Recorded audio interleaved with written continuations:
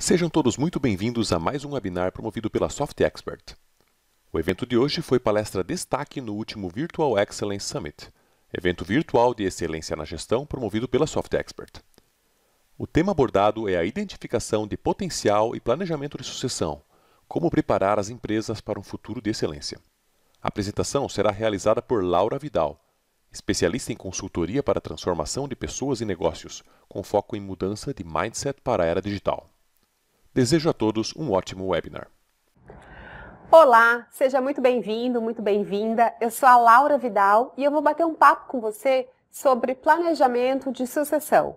Mas eu queria começar agradecendo ao convite da Soft Expert em participar desse Excellence Summit para falar de um tema tão relevante que é planejamento sucessório.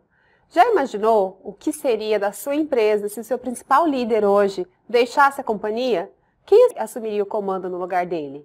Vamos falar um pouquinho desse tema? Eu vou passar aqui por algumas etapas que são muito importantes a gente considerar ao fazer o nosso planejamento sucessório. Então, aqui hoje a gente vai falar dessas mudanças que acontecem na organização e que nos fazem, ter um plano B aí, ou mesmo uma continuidade da liderança atual das empresas. Bom, vou começar também aqui me apresentando. Eu sou a Laura Vidal. Eu sou sócia da Laura Vidal, consultoria em transformação de pessoas e negócios. Nós trabalhamos em dois grandes pilares, que são liderança, naqueles processos que a gente faz de assessment, avaliação de potencial, que é um pouco do tema que a gente vai falar aqui, apoiando a sucessão, e coaching executivo, também está nesse pilar liderança. E o outro pilar que a gente atua bastante é em cultura organizacional. A gente ajuda as empresas a entenderem como posicionar bem a sua cultura frente aos novos desafios de negócio, às novas demandas de mercado. Então, se você tem algum desafio assim, já sabe que pode contar com a gente. Nesse pilar ainda de cultura, a gente trabalha com processos de inovação para RH. A gente ajuda os RHs das empresas a repensarem o seu planejamento. Como fazer gestão de desempenho, como fazer planejamento de sucessão, como pensar a jornada do colaborador. Então, a gente tem clientes em vários segmentos, varejo, meio de pagamento, agronegócios. Enfim, a gente está aqui para apoiar o mercado a repensar as suas práticas e a ter sucesso na nova economia. Mas vamos direto para o nosso assunto, porque a gente tem bastante coisa para falar hoje. Queria começar refletindo aqui com você sobre o contexto global. A gente ouve com recorrência falar de VUCA, o mundo VUCA. Pois bem, o que são essas quatro palavrinhas, esse acrônimo VUCA, que é volátil, incerto, complexo e ambíguo? Nada mais é do que a realidade, a forma como a gente encontra o mundo dos negócios atualmente.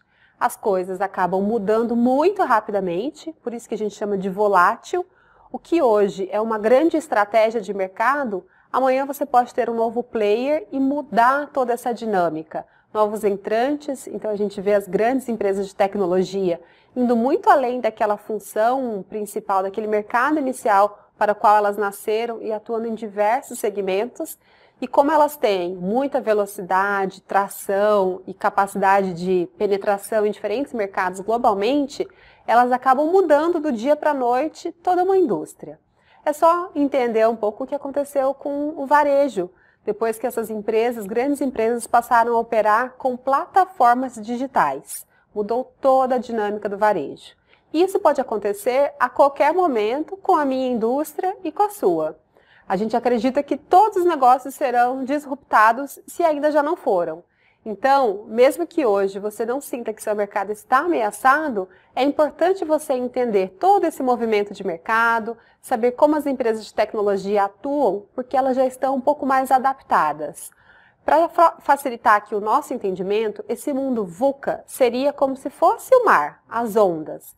Então, imagina você num mar, naquele mar bem propício para surfistas, com grandes ondas que vêm com velocidade, com força, que mudam a todo momento. Como que um surfista consegue se manter ali, de fato, surfando a onda? Quando ele consegue fazer com que o movimento dele e a velocidade dele estejam em sintonia com as ondas do mar. Então, se a gente pensar, poxa, se o mundo VUCA são as ondas, como que eu, surfista, estou entrando nessa onda? Eu sou mais lento do que a onda? Eu consigo ter a flexibilidade, a maleabilidade que uma onda requer ali do surfista para que ele se mantenha em pé? Então é sobre isso que a gente vai falar, é sobre qual é a versatilidade da sua empresa para pensar esse futuro, para manter os negócios num bom caminho. Então, se a gente usar um caso, né, que é bem conhecido de cada um de nós, que é a Apple, por exemplo. A Apple, quando o Steve Jobs saiu do seu comando, houve todo um burburinho no mercado, né? A empresa, ela sentiu, ela chegou a perder valor no mercado por conta dessa mudança, porque eles acreditavam que não necessariamente o planejamento de sucessão ia cobrir todos os pontos. É claro que Steve Jobs era uma figura muito marcante e que contribuiu de forma significativa ali para a Apple, mas o que aconteceu quando ele saiu? Então, qual é a falta que o Steve Jobs fez e faz para a Apple? Se a gente olhar a linha do tempo, quando o Steve Jobs estava à frente da Apple, ela teve muitos lançamentos, muita inovação, ela fez muita disrupção no mercado. É só a gente pensar que ele lançou lá atrás o iPod e iTunes, que revolucionou o mercado de música, não é? Depois veio o lançamento do iPhone, então a chegada com muita força do smartphone, mudando toda a nossa vida, colocando o computador nos nossos bolsos, dando uma acessibilidade que a gente não via antes em grande escala. E também ele fez ali o lançamento da App Store. Depois dele, qual foi o grande lançamento da Apple? Ela ficou um tempo sem lançamentos de novos aparelhos ou devices, e aí, um tempo depois, ela lançou o Apple Watch. Então você vê, quando um líder estava no comando, a empresa tinha um ritmo de produção e de disrupção que fez toda a diferença para a sua marca, para o seu posicionamento de mercado. A gente não está aqui avaliando, obviamente, a competência do Tim Cook, que é um super executivo também, mas é fato que a Apple não tem mais aqueles grandes lançamentos de novidades, de inovação, como ela tinha na época do Steve Jobs. Então, o Steve Jobs tinha um perfil muito mais visionário, né? Ele estava à frente da sua indústria, ele estava muito na criação, logo o lançamento de tantos produtos. E quando a gente vem para a era Tim Cook, a gente já fala muito mais de execução, operação, ele preza muito mais pela estabilidade, previsibilidade, né? Ele duplicou o lucro, mas será que é o início de uma perda daquele DNA da Apple, de criação, de inovação, de lançamentos? Então, o que a gente precisa ter em mente? O que é essencial para o negócio e como a gente faz para que numa troca de comando, seja na troca de comando da empresa como um todo, numa presidência, ou mesmo nas lideranças num nível abaixo ou em outros níveis da organização, como que a gente faz essa troca de pessoas, essa troca de comando, sem sacrificar eventualmente diferenciais de negócios, posicionamento de marca, resultado da empresa? Então, é sobre isso que a gente vai falar, porque a gente não sabe necessariamente quando um líder vai sair. Até um tempo atrás, era muito comum a gente se preparar para a sucessão quando o líder estava se planejando e se preparando para a aposentadoria. Esse cenário mudou um pouco na minha visão. Por quê? Se a gente olhar, a gente fala tanto de gerações, não é? Geração Y, os millennials. Então, essa geração, ela tende a andar mais pelas empresas, a rodar mais, trocar mais de empresas em sua carreira. Então, mesmo que o seu CEO seja um CEO jovem, você deveria sim se preocupar e fazer um planejamento de sucessão. Porque pode ser que ele não esteja próximo de se aposentar, não esteja planejando isso, mas pode ser que ele tome uma decisão pessoal, que se a gente for generalizar aqui só para a gente ilustrar situações, é típica da geração dele, que é, deixa eu experimentar uma coisa nova. E aí, só porque ele estava longe da aposentadoria e tinha um bom desempenho, você vai pressupor que ele vai ficar lá para sempre? Isso pode ser um verdadeiro tiro no pé. Muito bem. Quando a gente olha, né, em 2006, quais eram as 5 maiores empresas do mundo? A gente tinha ExxonMobil, então falando ali de energia, né, de combustível, petróleo, GE, Microsoft, Citibank e Bank of America. 10 anos depois, 11 anos depois, em 2017, as 5 maiores empresas do mundo, nenhuma delas permaneceu a mesma que tinha no ranking de 2006. Aí entra de novo o mundo VUCA. Rápidas transformações, novos negócios emergindo, grandes empresas que entraram. Então, a primeira delas, Apple, né? empresas que entraram aí no mercado, primeiro fazendo computadores, depois celulares, e hoje a gente já vê entrando em meios de pagamento, enfim, não tem fim a possibilidade, o potencial dessas empresas pela quantidade de informações, de dados que elas têm. Então, a gente tem nesse ranking em 2017, Apple, Alphabet, que é a dona do Google, Microsoft, Amazon e Facebook. Veja, uma mudança drástica de mercado, de posicionamento. Será que aquelas empresas que figuravam entre as maiores fizeram uma boa leitura de mercado sobre o que o seu líder precisa ter daqui para frente, olhando para o futuro? Porque esse é um ponto importante para a gente explorar quando a gente está falando de sucessão. Pode ser que você hoje tenha um CEO ou uma liderança extremamente competente, que ajuda a criar o futuro, entrega resultados, e aí você fala, legal, deixa eu entender aqui o perfil dessa pessoa e procurar sucessores com as mesmas características. Mas será que daqui 5 anos o seu mercado vai precisar dessa mesma característica?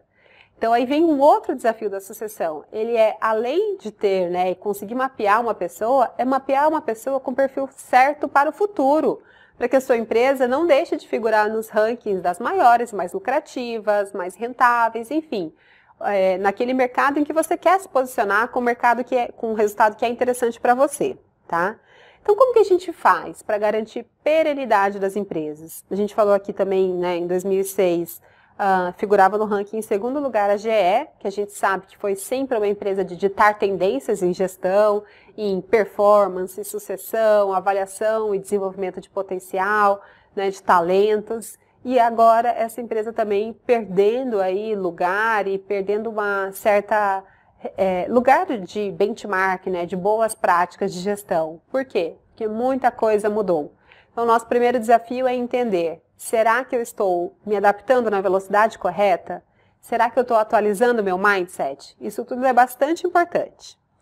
Legal. O primeiro ponto, então, é a gente trabalhar o que é essa marca da liderança. O que você vai buscar nos sucessores da sua empresa? A gente falou aqui, quais são as características ou comportamentos das pessoas que vão ajudar a empresa a se manter no auge daqui 5 anos, daqui 3 anos.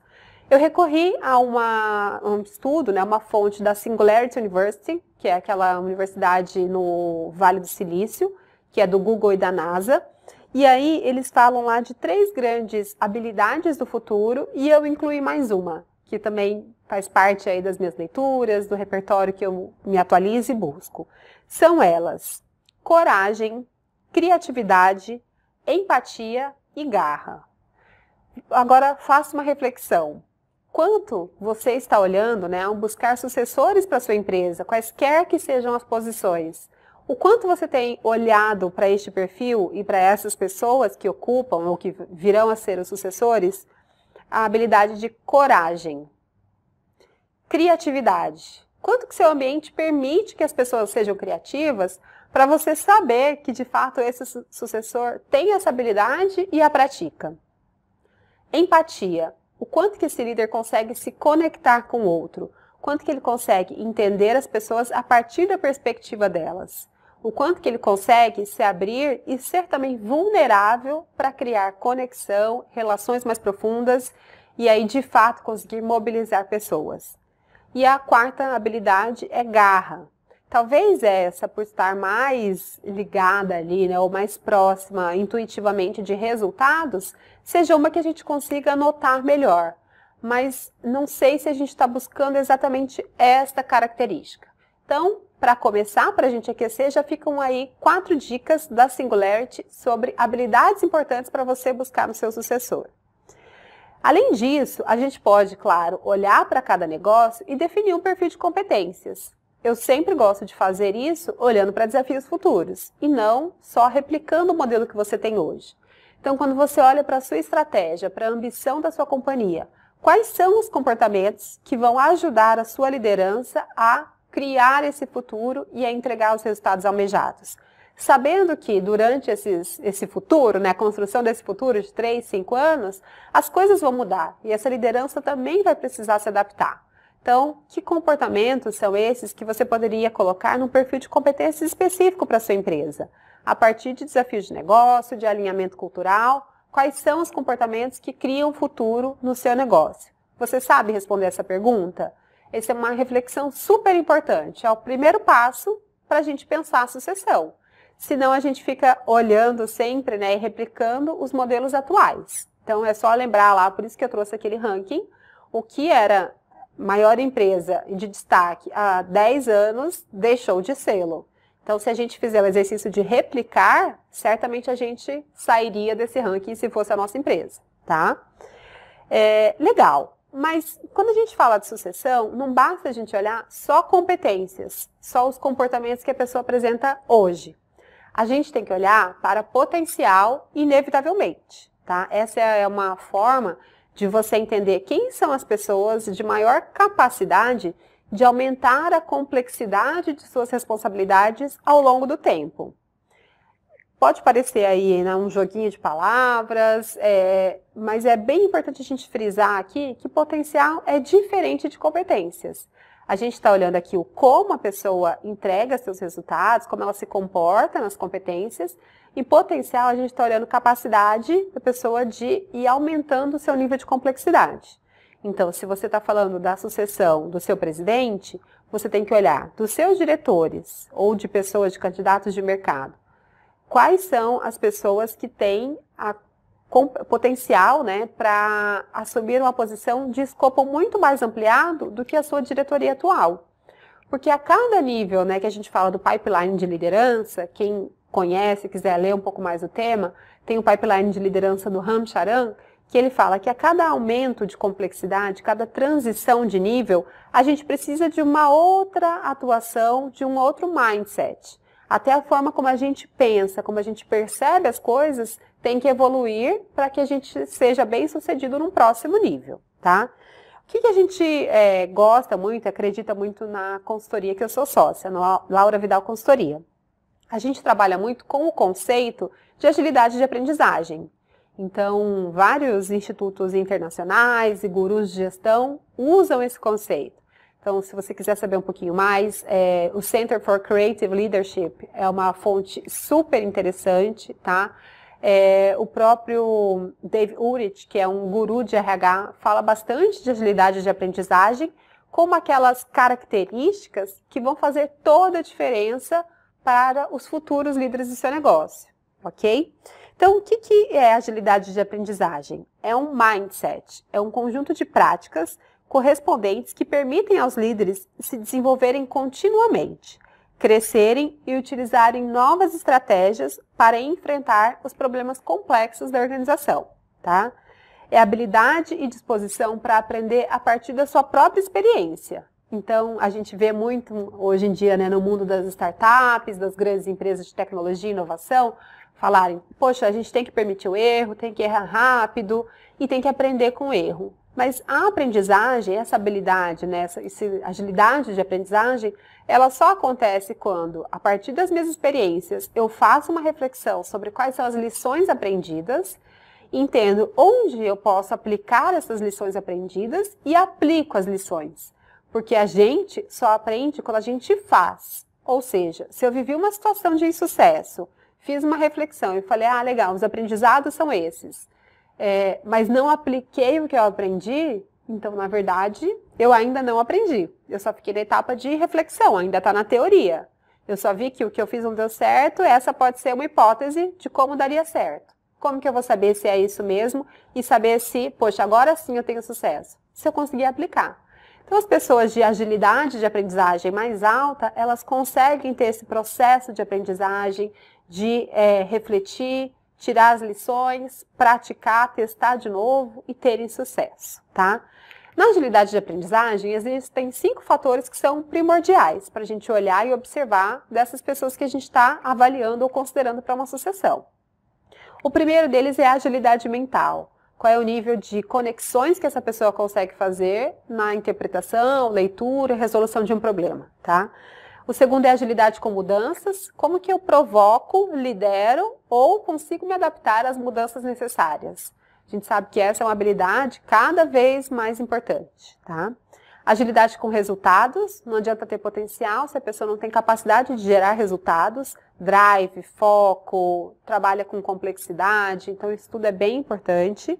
Agilidade com pessoas, em que nível eu consigo influenciar e liderar pessoas, fazer uma boa leitura, fazer as alianças necessárias. E autoconsciência. Autoconsciência, aqui a gente fala muito de inteligência emocional.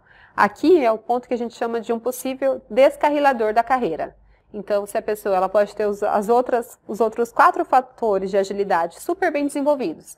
Se ela não tiver uma autoconsciência boa, ou seja, uma inteligência emocional também desenvolvida, ela provavelmente não vai conseguir obter resultados e não vai conseguir explorar esse potencial todo que ela tem, tá? Como que a gente identifica potencial? Existe um estudo, eu vou deixar aqui para vocês, que fala que a predição, ou seja, a assertividade, ela vai aumentando à medida que a gente evolui numa escala, né, combina diferentes ferramentas. Então, muitas pessoas, né, começam a fazer, por exemplo, entrevistas, como se fossem as entrevistas de empregos, que consideram dados biográficos, a história, a experiência da pessoa, e aí depois você pode aumentar, melhorar a sua assertividade com questionários de personalidade, né? E aí você pode ir subindo para testes de aptidão até chegar no que a gente chama de Assessment Center, ou seja, a combinação de diferentes ferramentas como entrevista, simulação de liderança, os testes psicológicos ou de personalidade. Essa combinação de fatores aumenta a sua predição, a chance de você acertar no seu diagnóstico de potencial, tá? Então a gente sempre recomenda que você evolua nessa escala. E quando possível, especialmente em alta liderança, então pelo menos da diretoria para cima, você trabalha a sucessão com base numa investigação profunda, para que seja uma coisa com assertividade para o negócio, para que seja uma coisa justa para todas as pessoas ou potenciais candidatos envolvidos, né? E também que você consiga ter sucesso, tá? Como que a gente pode identificar a agilidade de aprendizagem com base, por exemplo, no processo de investigação via entrevista?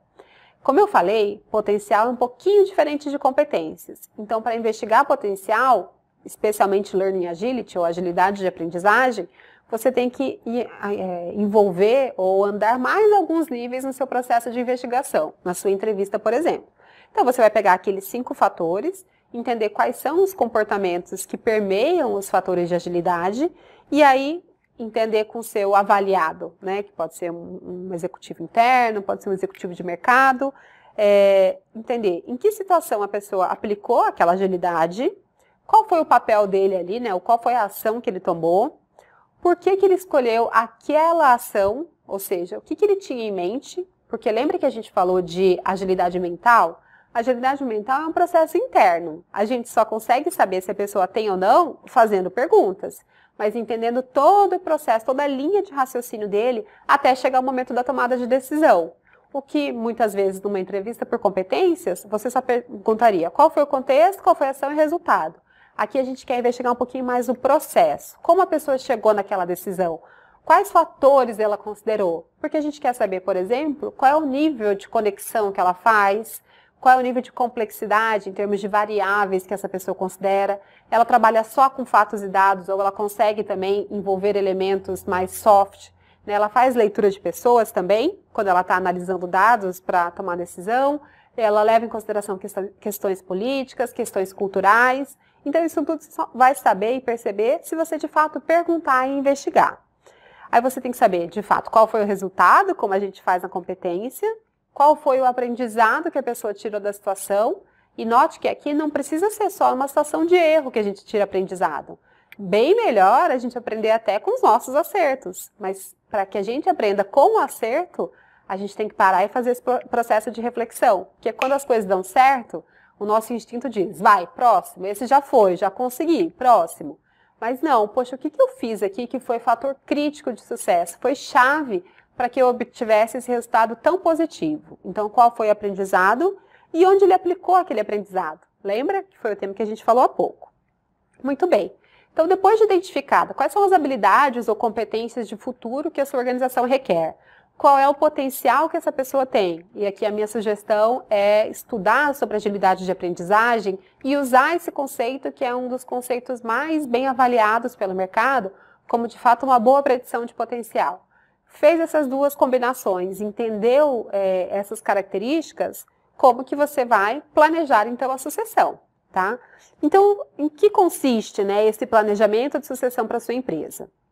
A primeira coisa que a gente tem que fazer é identificar, desenvolver e engajar talentos, visando garantir que a empresa tenha os recursos necessários para atender objetivos atuais e futuros, tá? Porque o plano de sucessão, ele não é só para uma transição planejada. Se um executivo da sua empresa sai hoje e você tem um plano de sucessão, é só você recorrer ali e entender quem são as pessoas que foram mapeadas. Pode ser que as pessoas mapeadas já estejam prontas para aquele desafio.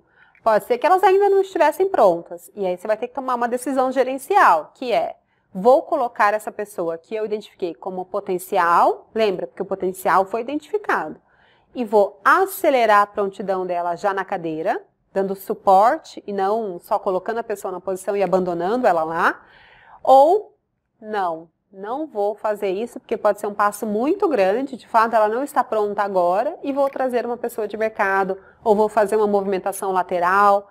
Então, quando você tem esses elementos mapeados, você consegue tomar uma decisão bem pensada e fundamentada. Tá? E não só na urgência, no calor da reposição de uma posição importante. Tá? Outro aspecto importante do planejamento de sucessão. Definir e comunicar a metodologia de identificação de talentos. Isso é fundamental. Muitos líderes, muitas empresas falam, eu tenho planejamento de sucessão, só que ele é um processo descentralizado, então cada diretor faz na sua área. Mas eu sou uma diretora de RH e eu uso o critério A, que é o critério que eu conheço. O diretor de marketing usa o critério B. E o diretor de engenharia, que acabou de chegar do mercado e lá na outra empresa eles tinham uma metodologia, ele fala, poxa, dava certo lá, vou replicar aqui. Então, quando você vai consolidar esses dados, você olha o meu potencial sucessor e você fala, não, mas essa pessoa não tem características ou não é equivalente ao sucessor de marketing ou ao sucessor de engenharia. Então, se você cuida da sucessão da empresa como um todo, é fundamental que você se atente a esses pontos. Qual é o critério para dizer que uma pessoa na sua empresa tem potencial para posições de maior complexidade? Tá? Discutir e definir as ações de desenvolvimento, porque não adianta nada eu fazer um planejamento de sucessão, identificar possíveis nomes para sentar na cadeira do presidente no futuro e guardar aquele papel, guardar aquele arquivo. Eu tenho que pegar essas pessoas e colocar num plano específico. Se possível, conversar com essa pessoa, entender a ambição dela, para dizer que a empresa tem interesse em desenvolvê-la para posições de maior complexidade no futuro. Porque você vai precisar muito do engajamento dela no processo de desenvolvimento. Se você não passar uma mensagem clara de que a empresa tem planos, pode ser que ela não se envolva tanto com aquilo. E aí, quando acontece a oportunidade, ela não fez o que precisava fazer. Porque ninguém pode desenvolvê-la por ela mesma, né? Então, cada um tem que assumir aí o seu protagonismo e o seu desenvolvimento. Então, isso é super importante. E feedback e atualização de PDI. As pessoas, cada empresa adota uma política. Tem gente que não fala que a pessoa foi mapeada como sucessor. Mas você tem que dar algum feedback. Tem que dar alguma sinalização de que a empresa a vê de forma positiva, que a vê crescendo lá no futuro. Porque, imagina, se eu sou uma gerente e tenho a ambição de ser diretora, eu fui mapeada como sucessora da diretora, mas a empresa nunca me falou e nem sinalizou nada.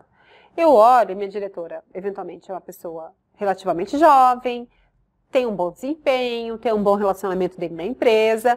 Eu falo, poxa, ela não vai sair daqui por um bom tempo, então eu vou buscar uma oportunidade fora. Sendo que se tivesse sido sinalizado, eu poderia falar, não, legal, eu vou ficar aqui e vou desenvolver a minha carreira aqui. Então, eu sou bem a favor de uma conversa quanto mais aberta possível, com maturidade, entendendo o nível da pessoa que você está falando, né, ali dessa relação, e, se possível, dando sinais de que a empresa acredita e quer desenvolver um potencial para o futuro, tá?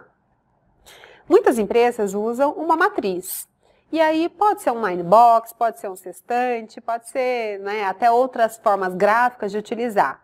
Mas o importante é que a gente cruze e consiga olhar para as pessoas com alguns critérios. Eu aqui estou usando no meu exemplo um Mindbox com o eixo Y de potencial e o eixo X de desempenho, que é uma matriz bem tradicional, tá?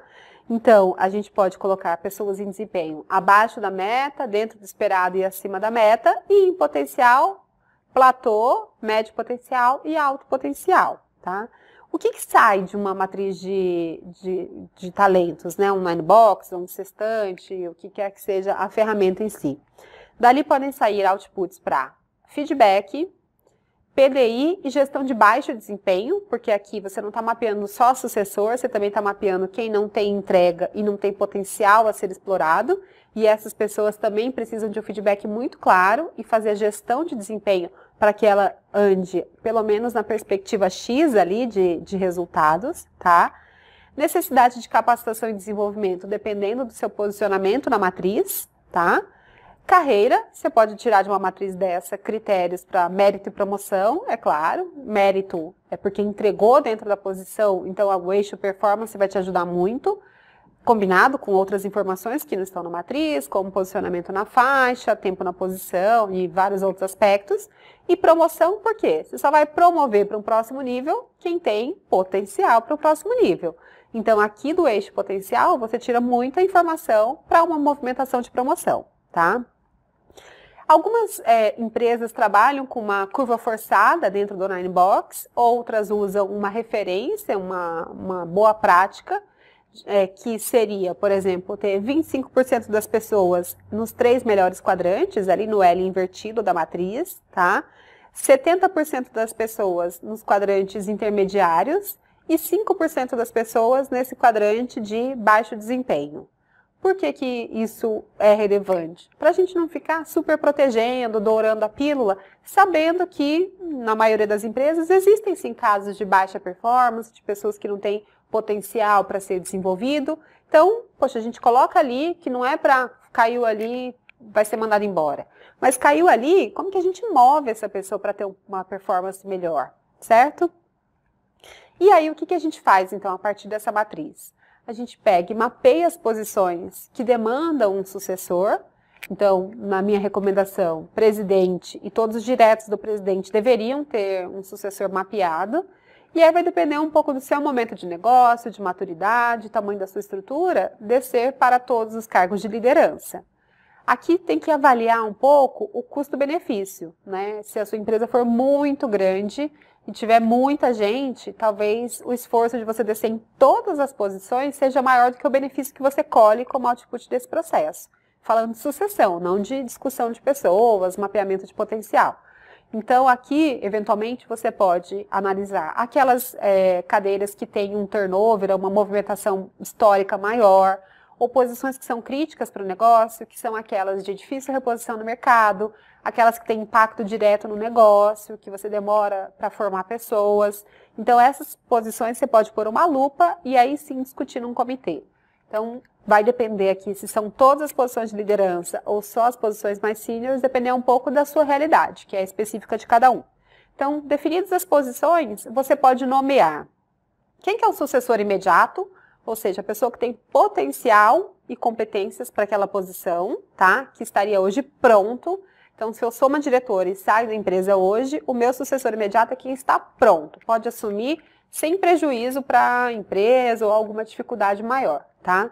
Você pode identificar um sucessor emergencial, que é sair hoje, não estava mapeado, eu não tenho ninguém imediato, mas eu tenho uma pessoa na área que é uma pessoa que conhece muito, tem o respeito da equipe, tem responsabilidade, enfim, reúne algumas características que são importantes para você, que ela pode ficar ali naquela posição até que você encontre, de fato, uma pessoa para preenchê-la. Por que que esse sucessor emergencial pode não ser o mesmo do imediato? Porque pode ser que seja uma pessoa confiável, de entrega, mas que não tem potencial para a posição que você está falando, né? Um nível acima da dele, por exemplo. E aí, você pode trabalhar com mais um horizonte de tempo ou 2. Então, você pode ter sucessores de 1 a 2 anos, que eu acho bastante saudável. Então, pode ser que a pessoa não esteja pronta, mas se eu acho que eu consigo desenvolvê-la de 1 a 2 anos, ou seja, num curto prazo, a gente coloca ali e aí acelera o desenvolvimento. E algumas empresas usam um mapeamento de 3 a 5 anos. Vai depender um pouco de quão nervoso é o seu negócio ou não. Se há muitas mudanças, muito constante, talvez não valha a pena colocar energia aqui. Agora, se você está numa indústria que tem um certo ritmo e estabilidade, aí eventualmente faz sentido você mapear com esse horizonte de tempo, tá? Então, minha mensagem final para vocês é: o seu futuro é construído a partir do que você faz hoje, não amanhã. Então, não adianta a gente esperar chegar o amanhã e a necessidade de substituir uma pessoa para que a gente comece a pensar em sucessão, em quem vai sentar na cadeira. O seu trabalho começa hoje, para que você construa esse amanhã confortável para você, como profissional de RH ou como líder. Você tem que começar esse planejamento hoje, porque ele demanda identificação de metodologia, avaliação das pessoas, consenso, discussão da liderança sobre esses sucessores, um bom plano de desenvolvimento, comunicação com essas pessoas, entender quais são as mudanças que vão acontecer ao longo do tempo, para poder se adaptar e ter sempre uma prontidão de líderes para a sua empresa. Bom, se você gostou, se quiser deixar aqui seus comentários, eu também tenho bastante conteúdo no meu canal do YouTube, que é youtube.com/lauravidal. A gente pode aprofundar ou ampliar um pouco o escopo dessa discussão lá. E eu desejo para você um ótimo trabalho de sucessão. Coloque isso como prioridade da sua agenda. Eu tenho certeza que você e o negócio vão se beneficiar muito dessa decisão. E lembre-se que este é um movimento. Pode ser que o seu primeiro planejamento de sucessão não seja perfeito, mas o mais importante é você se colocar em movimento. E aí, pegando ali as práticas de Learning Agility, fazer uma vez, entender aprendizados e aplicar os aprendizados no próximo ciclo. Desejo muito sucesso para você. Se tiver alguma questão, pode deixar aqui sua dúvida, seu comentário. Até a próxima! Em nome da Soft Expert, agradeço a presença de todos que participaram deste evento. Se você ficou com dúvidas sobre esse tema, entre em contato através do e-mail da apresentadora. Visite nosso site em www.softexpert.com.br e tenha acesso a outros webinars, e-books e white papers sobre esse assunto. Conheça também as soluções da Soft Expert para excelência na gestão, aprimoramento de processos de negócio, conformidade regulamentar e governança corporativa. Obrigado pela atenção e até a próxima oportunidade.